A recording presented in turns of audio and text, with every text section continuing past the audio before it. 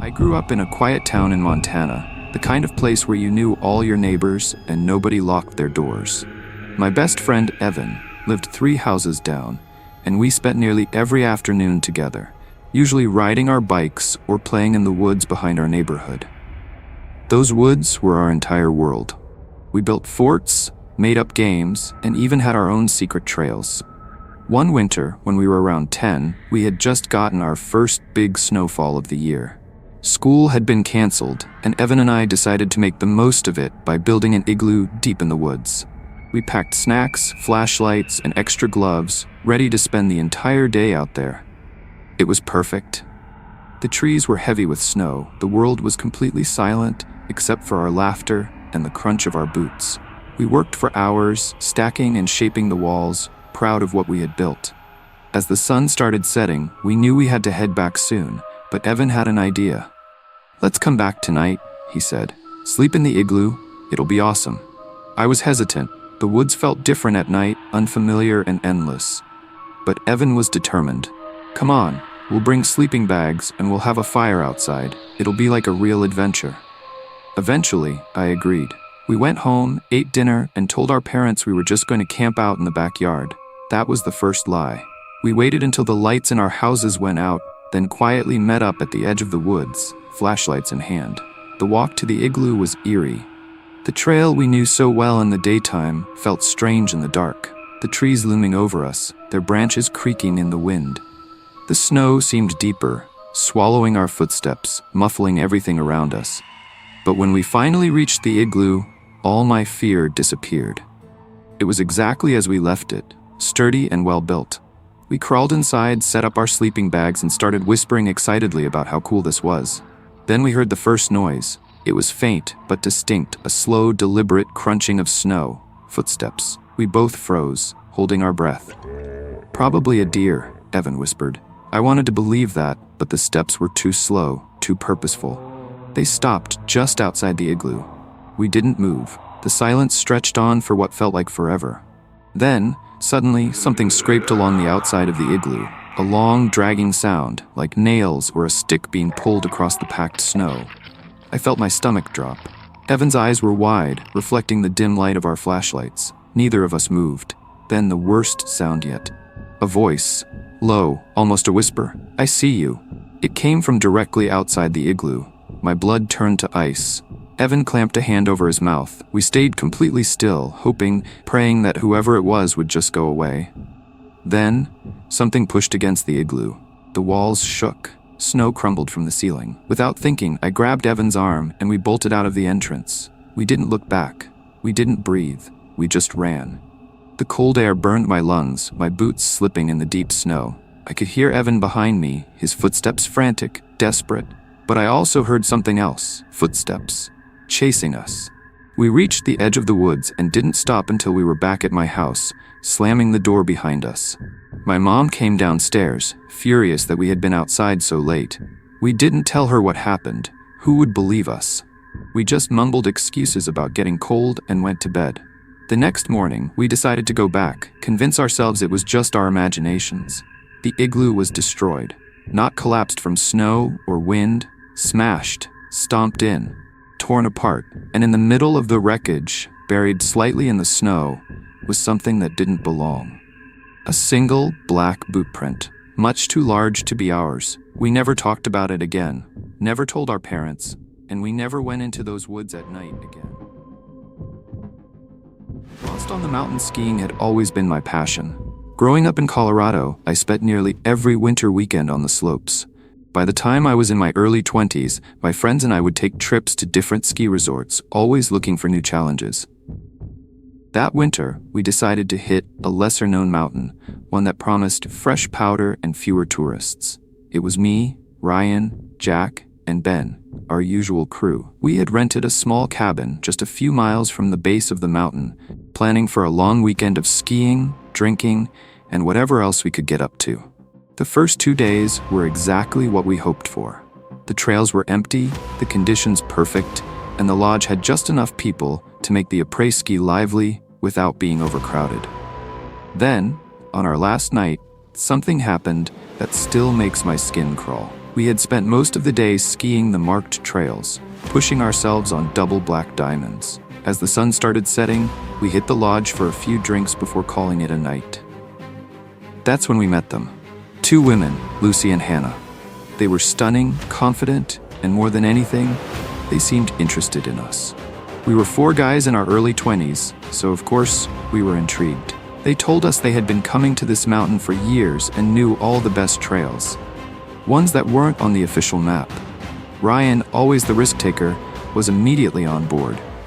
"Secret trails?" he asked, grinning. "Let's do it." Jack and Ben were more hesitant, but Lucy leaned in closer, lowering her voice just enough to make it feel like she was letting us in on something exclusive. "It's a little off the beaten path, but trust me, you'll never ski anything better." We agreed. That was our first mistake. We met them at the lift half an hour before it closed, as they instructed. The sky had darkened to that deep blue just before nightfall. They led us to a trail I didn't recognize, one that wasn't marked on any of the resort maps. It didn't seem too different at first, just another tree-lined run.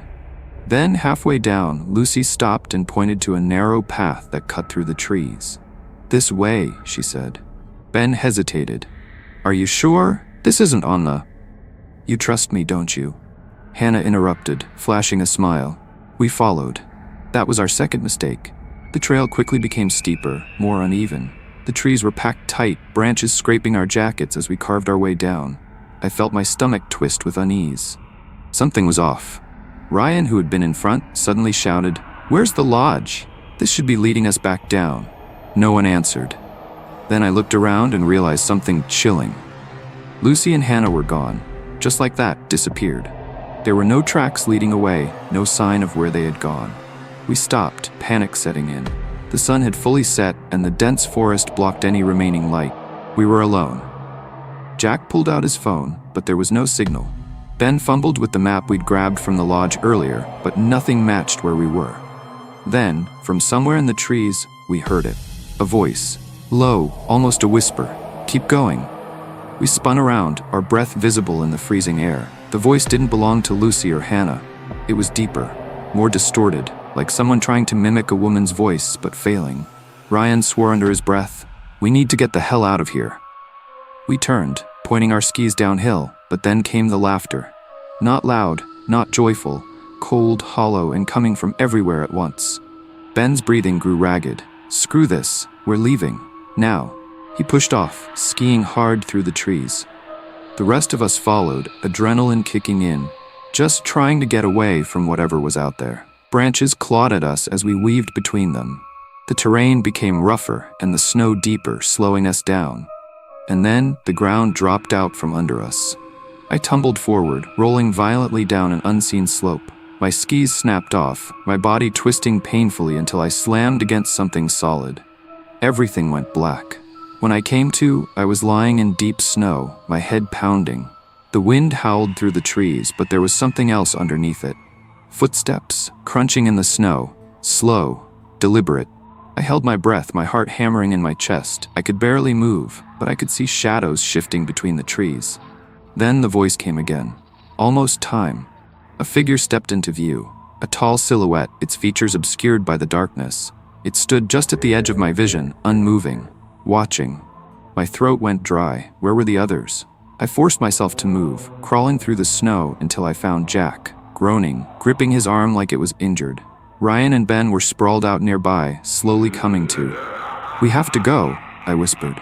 Jack nodded, pain etched across his face, but we had no choice. We staggered to our feet, our bodies aching, and started moving, anywhere but there. The footsteps followed. For what felt like forever, we stumbled through the forest, our only goal to keep moving. The whispers didn't stop. The laughter followed us. At one point, I swear I saw Lucy and Hannah standing between the trees, their faces wrong, their smiles too wide. We finally spotted lights through the trees. The resort. Civilization. We pushed forward with everything we had left, practically collapsing when we reached the base of the main lodge. No one believed us. We told the resort staff about Lucy and Hannah, but no one had heard of them. No employees matched their description. The trail they led us to didn't exist. We checked the resort's guest list. No one named Lucy or Hannah had checked in. That night I barely slept. Every time I closed my eyes, I heard that voice. That laughter. We left the next morning. I haven't been skiing since. Stranger on the ice. Every winter, my friends and I had a tradition. Nothing big, nothing fancy, just something we did for fun. We'd drive out to a frozen lake in the middle of nowhere and walk out onto the ice. There was something about the vast, silent emptiness that felt surreal. Peaceful in a way. No traffic, no people, no distractions. Just the three of us, me, Mark, and Jason, alone with the wind and the snow. This past winter was no different. We piled into Jason's truck, grabbed some thermoses of coffee, and made the hour-long drive to the lake. It was late, probably past midnight, but that was the point. We wanted the stillness. The snow was falling steadily when we arrived. The lake was buried under a thick layer of white, undisturbed except for the occasional animal track near the edge. The wind howled through the trees lining the shore, but otherwise, the world was silent. Mark was the first to step onto the ice, stomping down with his boot to test its strength. Solid. We all followed, taking slow, careful steps as we made our way toward the middle of the lake. The moon was full, illuminating the snow in an eerie glow. It was beautiful. For the first few minutes, everything was normal. We took a few pictures, joked around, even laid back in the snow for a bit, just listening to the wind. Then Jason nudged my arm and pointed toward the far side of the lake. Something was moving. At first, it was just a shadow against the trees, shifting in and out of sight as the snow blew past. A lone figure, slowly making its way toward the ice. Mark squinted. Another hiker? No one hikes out here in the middle of the night, Jason muttered. I said nothing, just watching. The figure was tall and thin, wrapped in a long, heavy coat. Its movements were deliberate, slow but purposeful. I couldn't shake the feeling that it was watching us, even though I couldn't see its face. Then I noticed something in its hand, a bag. Small, black, dragging behind it in the snow.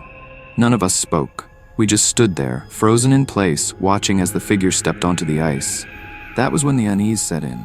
The figure moved strangely, its steps too smooth, too deliberate. It wasn't testing the ice the way we had. It wasn't cautious. It knew the ice would hold. Jason shifted uncomfortably. Guys, I don't like this. The figure stopped, stood still for a moment, then slowly bent down and placed the bag onto the ice. It reached into its coat, pulled something out.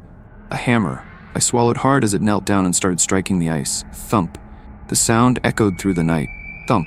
Over and over again, steady and methodical. Mark's breath hitched. What the hell is he doing? None of us answered. We just watched as the stranger kept hammering away at the ice. Finally, Jason took a step back. We need to go. As if on cue, the figure stopped. It didn't look up, didn't move, just sat there, hunched over the ice, holding the hammer in its hand. Then, in the silence, a voice drifted across the lake. Leaving so soon? My stomach dropped. The voice was soft, too soft for the distance between us. None of us responded. We just turned and started walking back toward the shore, faster than before. Crunch, footsteps, not ours. Jason turned his head slightly. He's following us. We picked up the pace. So did the footsteps. By the time we reached solid ground, we were practically running. We didn't look back. We didn't speak. We just sprinted through the trees toward the truck, hearts pounding. Jason fumbled with the keys, yanking the door open and jumping into the driver's seat. We all scrambled in, slamming the doors shut. For a second, none of us moved, just sat there, panting, staring straight ahead. Then Mark whispered, "He's still out there." I turned, my breath catching in my throat. The figure stood at the edge of the ice, motionless, watching us. The bag was gone, and so was the hole in the ice.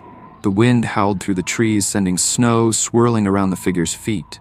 And then, it smiled. Not in a natural way, not like a person. Its mouth stretched too wide, its teeth too white against the darkness. Jason slammed his foot on the gas, and we tore out of there, snow kicking up behind us as we sped down the road. We didn't stop. We didn't speak. Not until we were miles away, back in town, where the streetlights and buildings felt safe again. Even then, none of us could explain what we saw. The next morning, curiosity got the best of me. I looked up missing persons reports in the area. I don't know what I was expecting to find. But there it was. A case from 5 years ago. A man. Last seen near that very lake. No body was ever recovered. I don't know if it means anything. I don't know if it was just a coincidence. But I do know one thing. I'm never going back.